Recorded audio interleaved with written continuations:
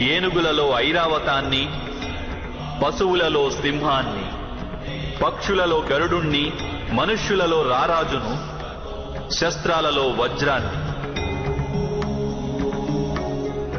గోవులలో కామధేనువును, సర్పాలలో వాసుకిని, శేషనాగును, యమరాజును, వరుణదేవుడిని, అలాగే వాయువును కూడా నేనే అయి ఉన్నాను.